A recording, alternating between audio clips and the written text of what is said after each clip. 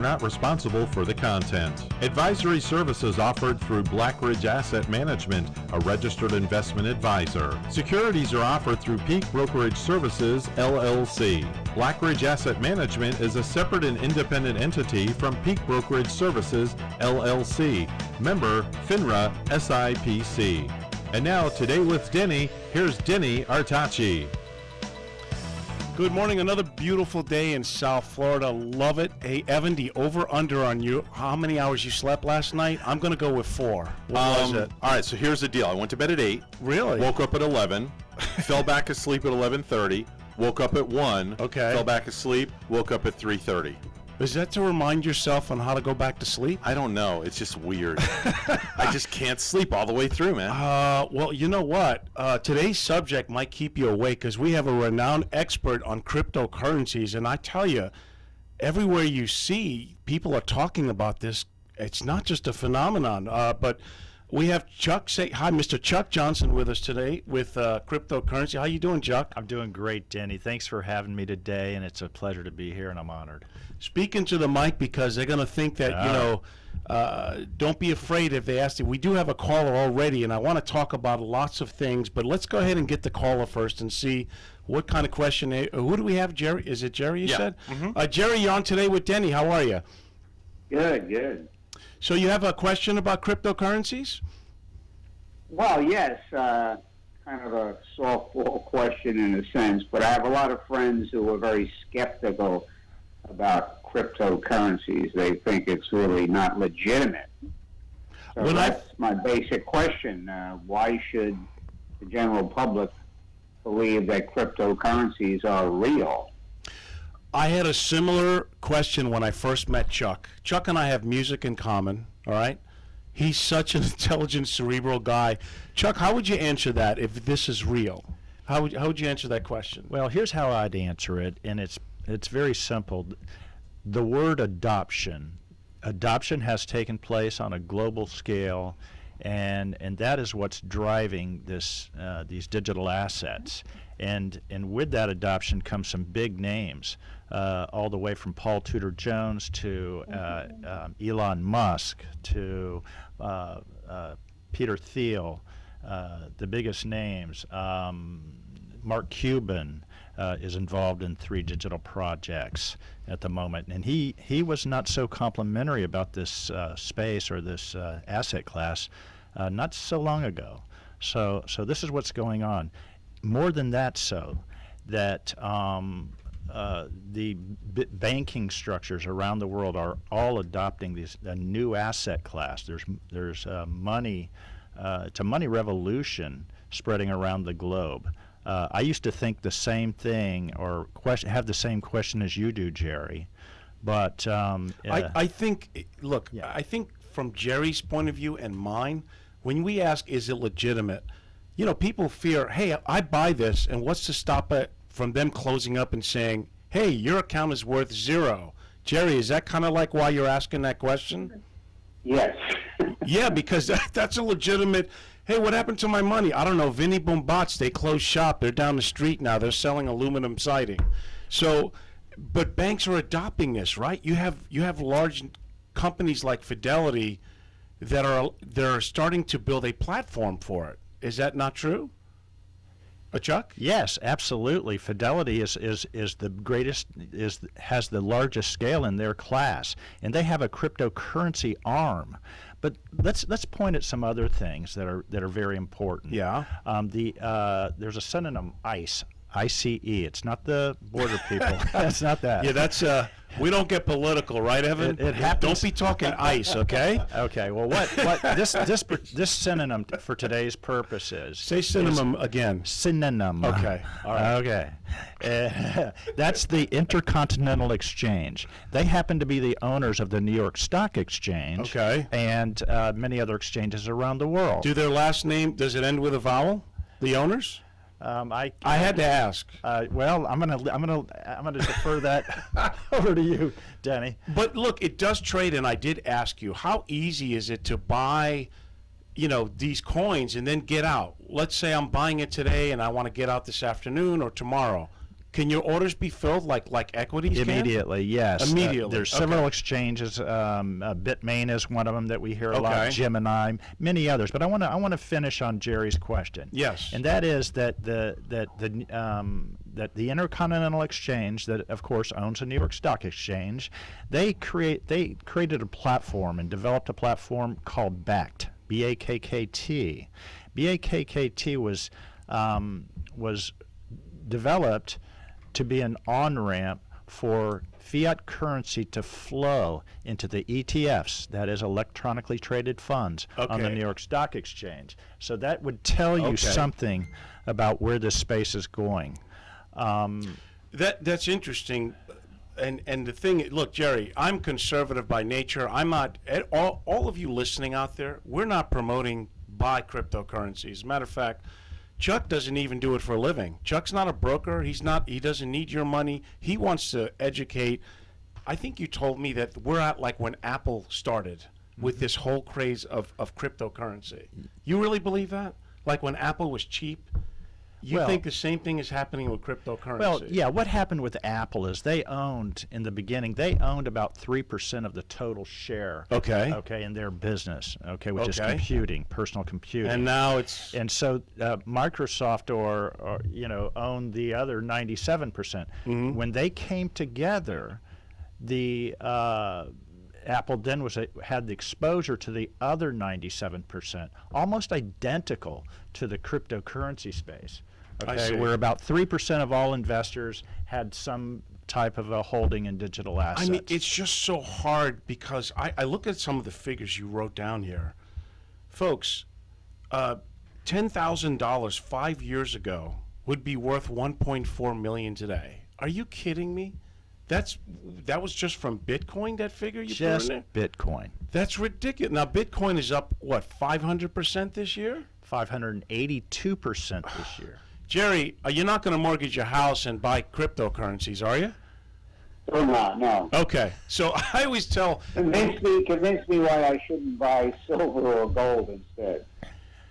Okay, I'll answer that one. This has more volatility and upside, I guess. Well, that's why people do it, huh? If you look at the COVID era, what we've been through for more than the last 1 year, year and a half. Yes. The Bitcoin has way outperformed gold.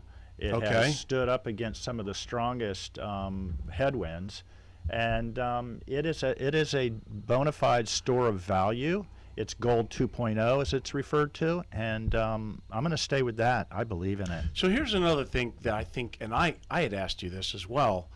You know, I keep hearing about this story about this guy who has a couple $100 million, and he forgot the passcode.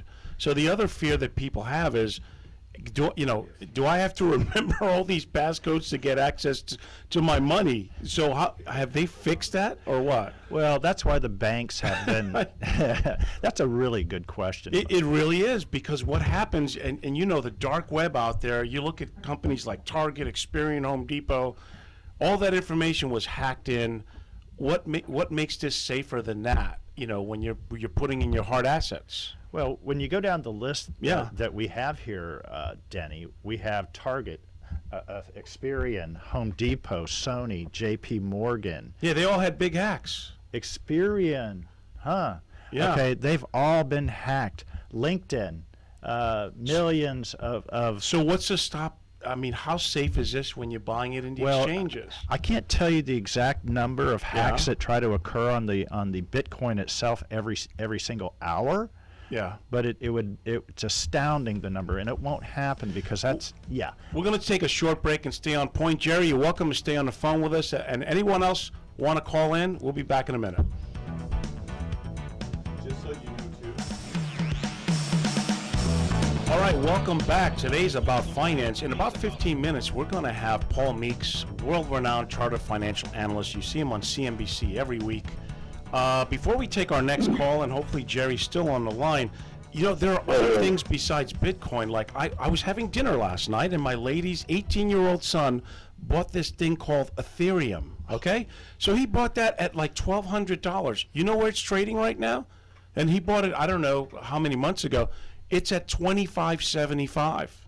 So it's not just Bitcoin out there. There's stuff that this scares the bejeebies out of me because I'm a conservative guy by nature. I safeguard my clients' assets, and I tell them, look, it's okay if you want to take a flyer on 10% of your money and see if it works, and if you're wrong, it's not going to alter your lifestyle. So I think we also, Jerry, I thank you for calling in. We have someone else named Charlie who wants to ask how many liquor stores he needs to rob to be rich on this Bitcoin stuff. Charlie, are you there? Yep, I held on. Okay. So anyway, I'm listening about the Bitcoin.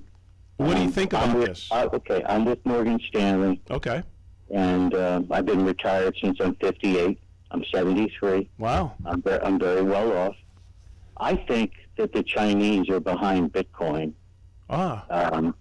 I really do. And I called my fiduciary advisor and put my 2 cents in. Okay, So you think they're manipulating the prices on it and all well, the that? bottom line is, Bud, that America, I mean, granted, we got off the gold standard. That was dumb. Okay? Right. All right. But now America is our currency is the strongest in the world. So I believe that the Chinese somehow got behind this Bitcoin and convinced a bunch of woke leftists this is a great idea. I think it's a stupid idea, personally. I wouldn't put a dime in Bitcoin. And by the way, I bought Volkswagen maybe 3 months ago. I'm up 65%, dude. Well, there you go. I bought Caterpillar, right? I bought You're doing great. You're doing great, Charlie. I've owned Microsoft since it was 25. I'm up over 100 grand. Are you sure you're retired? You're still in the game pretty heavy from what I hear, Charlie. Well, I've got 25% of my portfolio is controlled by me. 75% is controlled by my people. Yes. And I've known my people for literally 30 years. I really appreciate you calling in because, I'm just hearing about this, and it raises my eyebrows. You know that old saying, is something gets too good to be true? And I'm looking at these returns, and I'm asking, again, Charles isn't in the business. He doesn't make any money off of this. How in the heck do these returns keep continuing, and can you really get in and out? These companies are starting to build platforms where they're going to sell ETFs on these currencies. Absolutely. Now that, what? That's the future of money, though. It's like dealing with the devil. Well, Charlie, I'll say this to you, that Bitcoin is not the only crypto asset in the whole universe of the cryptosphere. There's so many others, and I'll agree with you to some extent on the Chinese, because of course their currency is in the weeds, and of course the U.S. dollar is the gold standard of the world, and so far as unless we switch to cryptocurrency. Oh. You're really ridiculous. I mean, let's just give the hangman a brand new rope. Here you go, bud. We'll stand on the trap door, see what happens. I want to have a beer with this guy, Charlie. I don't know. There's something about his logic. I stopped drinking over 6 years ago. I'm a Vietnam combat veteran that's got lots of problems. Hey, wow. I told off Mr. Howard yesterday, Rudy Howard. Really? Yeah. Hey, Charlie, I may have you as a guest on the show. I love you guys. I got to just say this to America and to your listeners. Well, thank you for your service. I served in the military under a black sergeant. Our top sergeant was a black dude. People are people. I judge people by what they bring to the table, Amen. Not the color of their skin. Amen. Period. Amen. I was not brought up racist. Period. No, it's a learned behavior. You don't naturally become a racist. You have to be taught to be a racist. Well, that's what they're doing in school. Yeah, well, I don't want to get into all that right now. Let's talk about crypto. No, I think we've cryptoed out for now. Jerry, are you still there, Jerry? I didn't forget about you, man. Jerry's gone. Okay, so right now Jerry's writing bad things. He's writing bad things about me somewhere. Charlie, I'm here every Thursday morning. I want you to call again. I think you're an interesting character. I do listen to you. I think appreciate you're a dynamite guy, and I have long-term care. Well, good. So call me. I want to talk with you. I'm 11 years older than my wife. If she passes away, I don't have to pay anymore. Either way, we're good Got for it all 6 figured years, out, buddy. Charlie. Amen. All right, All right, Charlie. Well, hey, bye. thanks for calling in, and we'll talk to you All right. soon. Talk to you next week. All right. You know, Vietnam veteran, come on, the mud he had to chew and endure and come through. I had two cousins that were Vietnam veterans, and let me tell you, man, that war either killed you or just made you stronger and able to deal with anything. And the new wars, of course, are Afghanistan, where I don't know if it's the smartest thing, but we are pulling out of there because we've been there since they were writing on the stone temples. I don't know. But, Chuck, you know you're going to get flack from doubters of this because this is A, new, Right. B, people are making a stupid fortune on this. I mean, why haven't they? You told me the story about the gardener that, your friend. He Yeah. put 30,000 in about a year ago? A little more than a year And ago. It what's was the his- early part of March of 2020. And what's his portfolio worth right now? It's in the neighborhood of 325,000, Yeah, but in the world of what ifs, 350 maybe. Oh my God, I don't know. I don't understand this, but this started out in about 2009 when this whole craze started? Was that about when? 2009 is when the Bitcoin Okay. came into existence. It didn't start trading till a little bit later from that. Okay. The price of Bitcoin started out, I believe, at 0.0008, which is 1/8 of 1%, and then it started trading at 0.8, which was 0.8 of 1%. I think just, I'm going to guess because someone was telling me about this 8 about cents, 3 excuse me. years ago, and I think it was at like $7,000-8,000, and it's at $54,000 right now. The Bitcoin hasn't even gotten started, per se. Now, You the good listen news to this, about Evan? Bitcoin, It hasn't gotten about started. Bitcoin is you can go and buy $200 worth of Bitcoin today. Okay. Don't think because the Bitcoin is 50 some odd $1,000. Well, yeah. What do you? You can just go on Gemini. You can go. Okay. You can go buy $5 worth of Bitcoin. So what are the exchanges that they can go to buy this stuff? Well, there's several. One is Bitmain. Okay. There's Gemini. There's Bitstamp. There's Bitfinex. Talking to Mike, 'cause Bitfinex. Sorry about that. Okay. Kraken. Lumo. Kraken for crackheads. Okay. Yes. No. Excuse me, sir. I'd like to buy me some Kraken Bitcoin. It looks like a German word. I there, got me Denny. $2. You understand? All the Southern people, hey, listen, this New Yorker making fun of us. No, I make fun of everybody. Here's what's important to remember, everybody, is that the adoption. Let's go back to the adoption. When we're talking about the major Wall Street banks are spending hundreds of millions of dollars creating trading desks for a new asset class. When you have when you have the OCC, the Office of Currency Control, hiring the chief legal counsel from Coinbase, okay, that means they are preparing for the future, okay, for regulation. And you think it can still keep going? Oh, when absolutely, Bitcoin is 100%. 54,000. The SEC has been working for the last more than. Hey, he said that, the SEC, not me. Just remember, folks. Okay. Well, He brought them into this we want conversation. that. We want regulation. Yes, we probably do. We want law and order I to don't this know. asset class. If you have a question for the brainiac Chuck Johnson on cryptocurrency, the call-in number is 772-220-WSTU.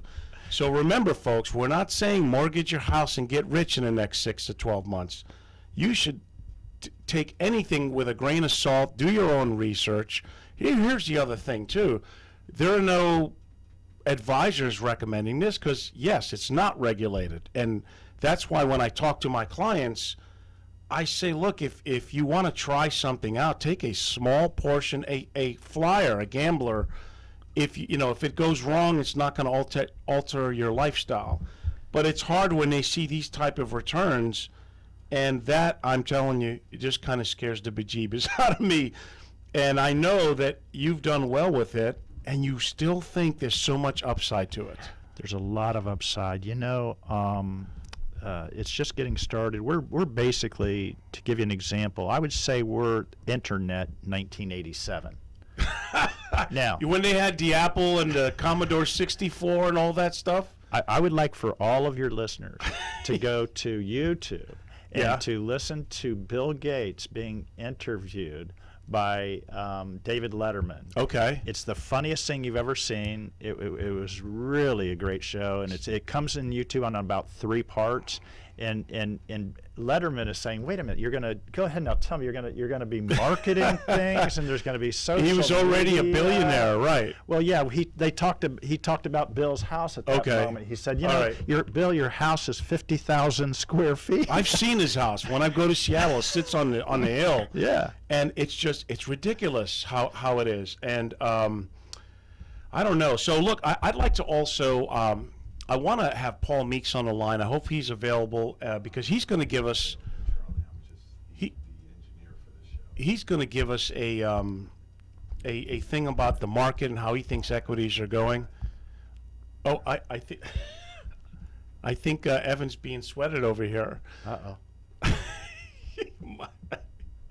My producer, he sleeps 4 hours a night, and he gets all the calls. So, Evan, let's see if we can get Paul Meeks. Let's take another break, and we'll come back with Sir Paul Meeks. He's going to talk about the legitimate market, the equities, and that's never speculative. You know that, right? Stocks are a sure thing. Yes, No Denny. comment. Hi, we are back on Today with Denny, and man, before we get any further, I think we have rock star Paul Meeks on the line. Paul, are you there? I am here. Thank you. Awesome. Folks, Paul Meeks, you can see him most every week on CNBC. He's a chartered financial analyst. When he speaks, people stop what they're doing. So my first kudos to you, sir, because just a couple months ago, I said, Paul, can this market keep going? And your answer was, yeah, I like evaluation. Even though we may be overvalued in certain things, I think equities can still be single to possibly double-digit returns. And Paul, you are right, sir. Golf clap, everybody. Paul Meeks. So Paul, here's the next question. Dude, can this thing keep going? Yeah, I think so, because one of the issues is, although interest rates have started to rise, Yes. they still are historically low. Remember, rates back in the late 70s, early 80s were 20%-ish. And now those same rates are 1 to 2%. And the reason I tell you that is that all assets, including stocks, do very well in a low rate environment, because part of it is you can more easily get a higher valuation when you discount those cash flows. That's the mathematical reason. And the other reason is that with low interest rates, bonds are essentially uninvestable, even for conservative investors, in my view. And I still believe that U.S. equities are better than equities in foreign lands. And so the other part of it is, one part's math, the other part is that there aren't alternatives. Yeah, let's talk about that. I mean, what do you think rates would have to be at where managers start saying, hey, it's kind of looking attractive. Maybe I should park some safe money in that. We're still far from that, aren't we? From one. Well, right now the yield on a 10-year maturity U.S. Treasury note, which most people say is the risk-free rate in America. That's the benchmark. Yes. It's about 1.6%. Now, it has come up from 0.5% in August. Yeah. But I think it would have to push way past 2, closer to 3%. And it's actually, after its move since the summer, has started to stall. And so I think we're going to be okay. And in the meantime, the forecast, even a conservative forecast for economic growth this year for the U.S., gross domestic product, or GDP, Yes. it's going to be 6 or 7%. I remember reading that. Yes. Yeah, coming out of the COVID doldrums, and it will be the fastest economic growth since 1983, 1984 in this country. And corporate earnings, which are levered to economic growth, will probably grow this year 20% plus. Wow, think about that. I think they did state that March retail sales were up about 12% from the year before. So we're looking at all these factors. The economy seems to be going well. I guess the other two things that we talked about a couple of months ago, where's this COVID thing going, and the unemployment rate. Those are still very important, aren't they? Yeah, I think that the only potential blemish on my forecast or risk is if we fail to rapidly get everybody vaccinated and we end up having a kind of COVID-2 outbreak. Right. Which would take us back to businesses being closed like they were in March and April of 2020. Now, I don't think that's going to happen, but I think that's our biggest risk. In the meantime, the unemployment rate should continue to fall because with the vaccinations, we're comfortable to open up businesses and schools and people get back to work. Because a lot of people, even though we live in a digital society now, they still have analog type jobs, which means for them to go to work at a restaurant or to be a bartender, they got to have the place open. That should happen, I think, in a big way, once we get on the other side of the summer. Interesting. Now, speaking of digital, I have a guest today who's so deep into cryptocurrencies. He's not a broker or anything, but give us what is your overall view on how cryptocurrencies seem to be the latest fad coming out, Paul? I mean, I'm not recommending it to anyone, but it just fascinates me, some of these returns. Do you think that this is going to stick around, or is this something that's just kind of going to come and go? I think that we definitely will have a digital currency. Yes. Now, it may not be Bitcoin, it might be something else, but it's inevitable that we get rid of the coins and the dollar bills and move to a digital currency. It looks like China, the world's number 2 economy, has already made that announcement.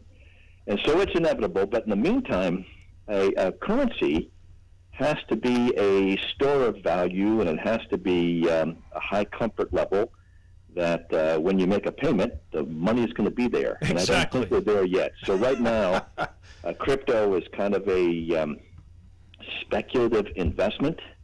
It does not have the characteristics yet of a true currency. Now, when it has the characteristics of a true currency, then it's used widely for transactions. But right now, it's kind of a plaything.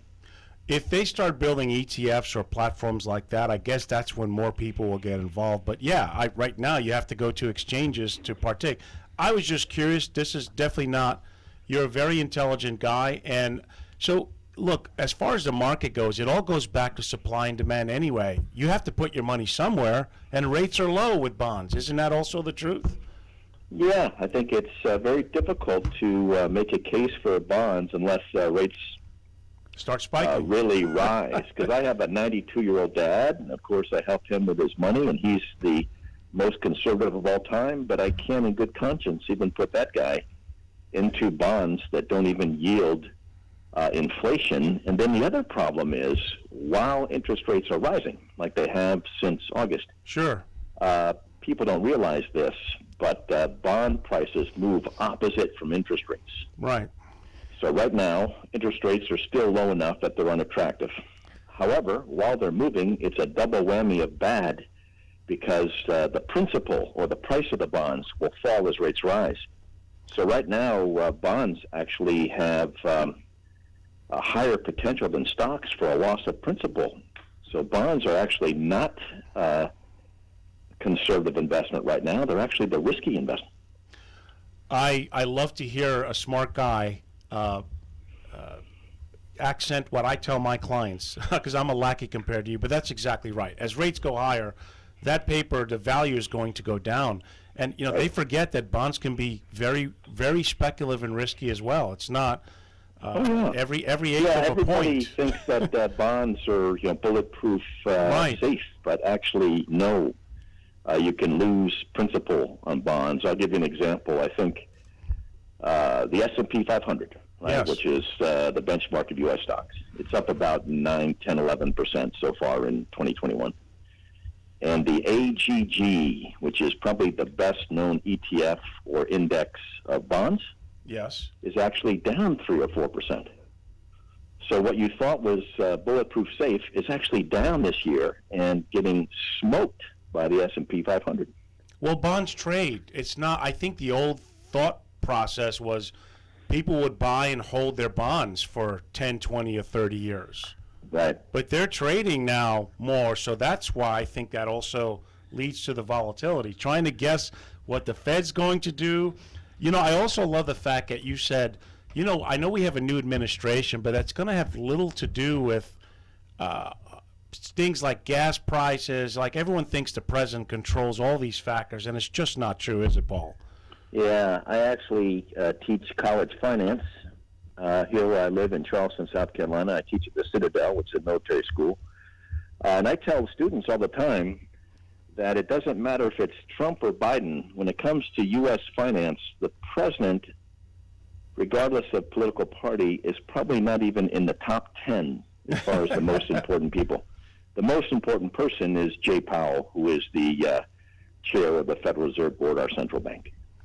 It's perception, Paul. It's just they think that it matters, but you talk to someone like you and you point out there's just not enough strong evidence to back that belief system. Yeah, and I just have people step back and actually dumb it down, and actually dumbing it down in this case is the smart thing to do. It's all about interest rates, not about politics, right. Not about other stuff. It's all about interest rates, and interest rates and are inflation. Still historically low. I'm glad we brought that up. What, inflation? Yes, inflation. We haven't heard that. Chuck just got excited, my cryptocurrency guy, when I said inflation.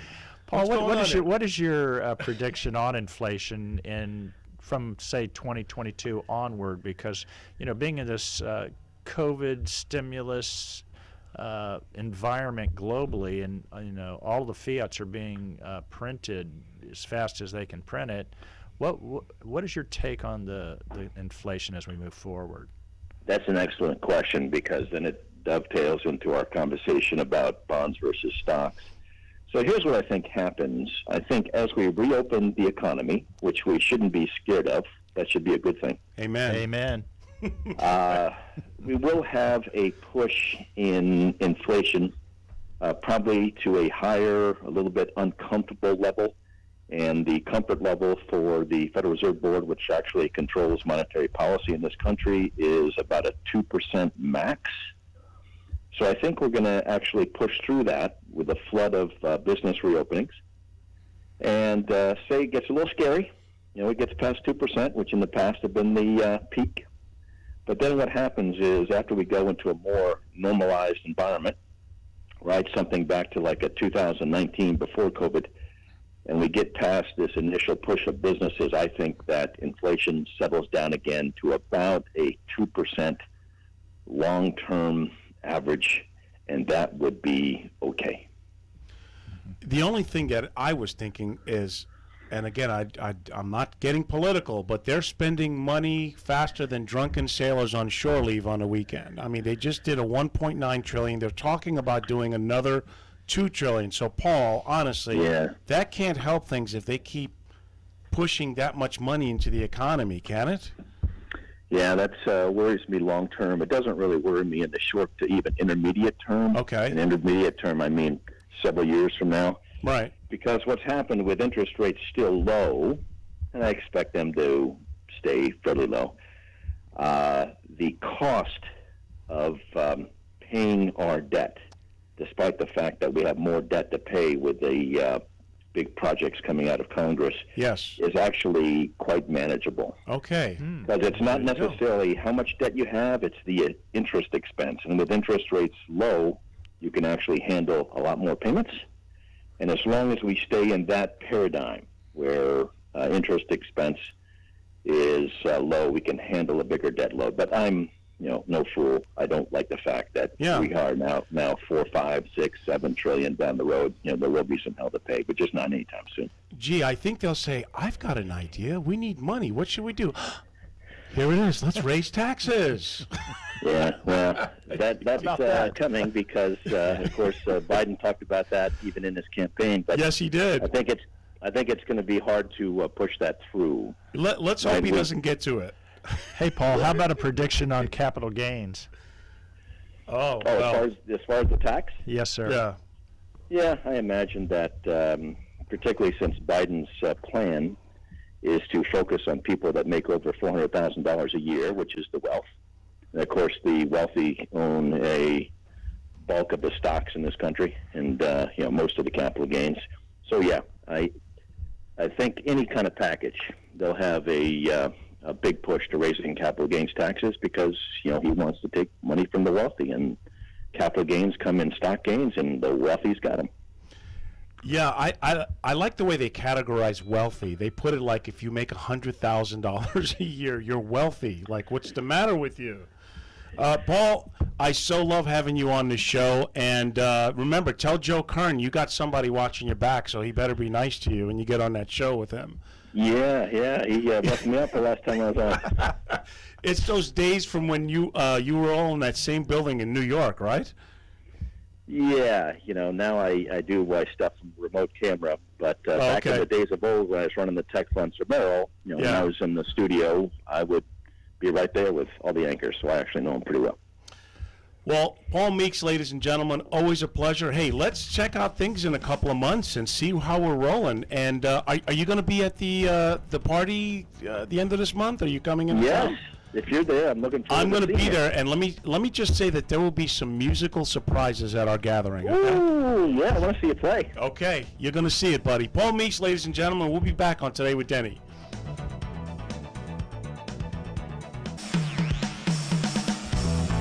Okay, we are back, and that was a great interview with Paul Meeks, and I still have my good friend Chuck Johnson. So Chuck, we talked about this cryptocurrency. We've gotten a couple of, hey, is it going to last? It's the communists, it's Bill Gates. But the simple fact is, more people are buying into this. They're making money. I know there's a downside, because folks, there's nothing, nothing is too good to be true forever. But as you look at the fact that you were telling me that banks are now building platforms have they become custodians on these transactions now? That's the idea, is ETFs and custodians, because right now the fundamentals are kind of being built out there. So that example that you had of a $200 million Bitcoin that can't be accessed because of the electronic key. So right now, if they go to these exchanges and they buy this, those exchanges are the ones that are custodians, correct? They're the custodians, but you get your own wallet, and you have the choice of leaving that wallet online or take it offline into what's known as a cold or a dark wallet. Dark wallet. And I suggest that. I suggest that as well, because that way you can't be hacked insofar as the custodial aspect of it. Now, where people get hacked is in the exchange, that link, when you're going through that door, so to say. But nonetheless, besides Bitcoin, because I know you say that Bitcoin still has more upside, which is so hard to believe at the price. But the one that we talked about earlier, Ethereum. You're kind of bullish on that one, huh? I am. That is my favorite of them all. Why? Why is that one special to you? Because it's different. It's a network. It's a platform that that blockchains are located on, and those blockchains are powered by what's known as Ether. Okay. And then that is the Ethereum coin. Okay. And so there's a lot of innovative blockchains, and you're gonna find smart contracts, blockchains involved in everything. I tell my legal counsel people, I say, folks, don't you have a blockchain aspect of your fully integrated law firm? And the answer is huh? Yeah. What's a blockchain? Yeah. What is that? Is that like a three-way call or something? And are you familiar with smart contracts, which are electronic contracts that are immutable? You cannot you can't change them. They fulfill the contract electronically as it's built, and this is the future. And all this fun stuff about talking about the conversation we had. It's a lot of fun, but the truth is that this adoption is universal. It is the future of money, and I can't wait to. I just keep thinking. I'm telling you that it's Vinny Boombots or some Chinese guy like Charlie's was saying is manipulating all this. But people are getting filled in and out every day, right? So if they're on these exchanges and they say, "Listen, I made 500%. Give me my money." What do? Do they wire you the money? Do they send you a check? Denny, is anybody manipulating the ETFs today?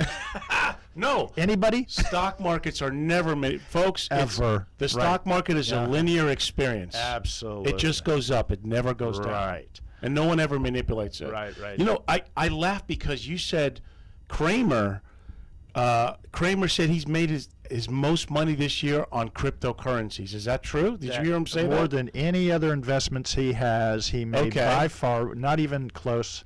So did he buy Bitcoin too, or? I'm sure he bought Bitcoin, but there's several other coins all the way. There's a lot of quality altcoins. Look at the Dogecoin. How many coins are there? That started out as thing. a joke. On the Dogecoin, Yeah. I don't think they're really even limited. It started out as a joke. As I look at this page, right, I went on this. It's called Coinbase. Coinbase. It's got 687 pages. Are you kidding me?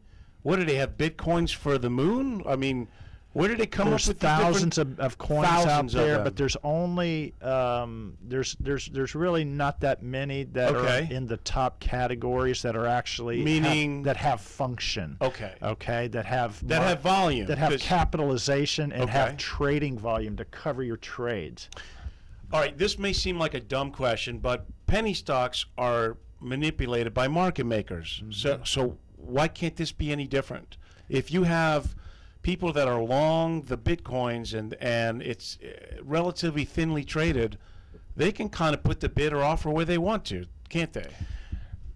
In some of these nondescript coins, you can play those kind of games. Yeah. There's micro coins. I would say micro coins would be Microcoins. similar to the penny sheets and stocks, the penny right. stocks. Yes. And the pink sheets and all that. Right. Correct. So that was my question too. Is this really liquid? So I would imagine if people are going to buy this, they better have a lot of volume attached to it because you want to be able to get in and out, and there's action going on, right? There are some micro coins that are worth looking at. Why? Yeah, Because why? of their possible future function. They may have relationships with a Okay. PayPal or a big player in some aspect of this space. Does PayPal now starting to accept cryptocurrencies as payment? Yes, I mean I think I put it right here that right here 400 million customers worldwide. PayPal has released buying and selling of cryptocurrency. Okay, Now, so would that tell you something? it tells me that they'd like to make money too. That's what it tells me. But I'm sure my listeners are still out there going, I don't know how but you're not telling people. Well, you're not giving advice because you have no skin in the game. You're not making money. You're not a broker. But if they do buy this, they're not going to trade it like that day. They should buy it and hold it for a few months to whatever, right? That's what you're saying? Just like in the ETFs, there's every kind of trader. There's a Okay. day trader. There's micro minute traders. There's fast. I don't machines on trade. walls. Well, I don't. I have partners that are money managers, and I'm telling you, my clients, they like me because I don't sugarcoat anything. I'm very direct and transparent. And that's why I say, look, if you want to try 5-10% of your holdings because you're a gambling type of person, Yeah. I mean, the biggest fear they have is they buy this and it goes to zero. That's the biggest fear. I'm a hodler. What's a That's hodler? a synonym for holding on for dear life. I buy a value coin and I Okay. hold it for the long term. I don't What's need money long term? right now. Long term could be anywhere from 1 to 5 years. Okay. Yeah. Charlie. It's Charlie again? I love you, Denny. I love you. Let me just say this, brother. You Yes. guys, you personally use the terms, Kramer went in as a lark, this person, I just think that all this cryptocurrency, whether it's Bitcoin or anything, what do you do with it? What can't do go you to- do? It's like vapor. I know what you mean because when people ask me about gold, I go, listen, you could go to a cave in Ethiopia and they recognize gold. You can't Damn right. go anywhere with, that's what your whole process is, the old Yeah. barter. You didn't have a pocket of vapor. So Chuck, what would you say I to love that? you guys. What I would say with that, you can buy I things hope the American people use their heads. since Thank day you. one. Since day Me one, too. Denny. Thank you, Charlie. We'll be in All right, touch. brother. All right, Evan. Since day one, Denny, Yes. you can buy things with Bitcoin. Yeah, I know that, Okay. but you're going to have to do it digitally. And you know what? I kind of see that might be a reality where you meet someone and you go, hi, I'd like to buy something. All right, well, I don't take cash, so give me, either a PayPal or a Bitcoin? What You've do you heard of got? Zelle, right? Yes, In the banking Zelle, system? yes. I mean, has anybody come up with a better idea than writing a paper check and licking a stamp? And It's true. So it's us old fogey kind of guys get with I'm that. not an old fogey. I pay my assistant with the Zelle. Listen, you keep buying the Bitcoins, you'll be able to buy those, D45 Martin guitars, a couple of vintage things. You know what I yes. mean? Yes. I'm playing this Saturday at Mulligan's. If you want to come, it's from 6 to 9, folks. I'll be doing a show. We're going to do the Santana tribute again at Terra Firmata in May, which will be great. Evan keeps saying he'd like to show up, but he only sleeps 3 hours a night. So I have don't a expect wedding him. this Saturday. I was going to go. You did? I do have. I was going to go, but I have a wedding. You got to make money. But now, if Michael's going to be playing bass on the Santana tribute, Santana, yes. If I have no wedding, I promise you I'll be there. I mean, you can just tell people you're booked, but you can't. You make pretty good money. I make good money. Yeah. Your wife would have a problem. I want to with say you something about what he just said, Yes. if that's okay with you. He Sure. mentioned Zelle. Mm-hmm. Zelle is awesome because I have people Zelle me all the time. Yeah. Also, there's Venmo, there's Cash App. Mm-hmm. There's all sorts of different ways. It's like instantaneous So it's money true. to your account. Yeah. Right. Yeah. So it's So you think this cryptocurrency would be the same thing, right? Well, here's the deal: is you're going to see ATM machines With that, yes. popping up with cryptocurrencies. Oh, You're going to man. see them all over the place. What about the oldest profession there is?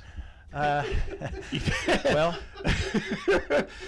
Let's talk about I that. would pay to see let's that talk exchange. about when you get $100 bill or a $50 Yes. bill or a lot of dirty $1 lot of dirty bills. $1 bills. Ooh, fiat currency What? isn't what it's cracked up to be, is it? I mean, it's not the greatest. Yeah, I guess it's not. I don't know. I'd rather do things like that electronically if that was the case. Is that right? Well, you think they might pay musicians with cryptocurrency soon?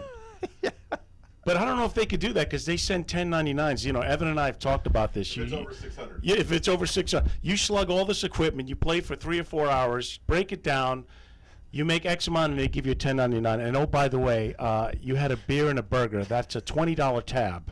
like the Blues Brothers. But I'm You owe living the them more dream, than they get baby. paid. Right, exactly, right.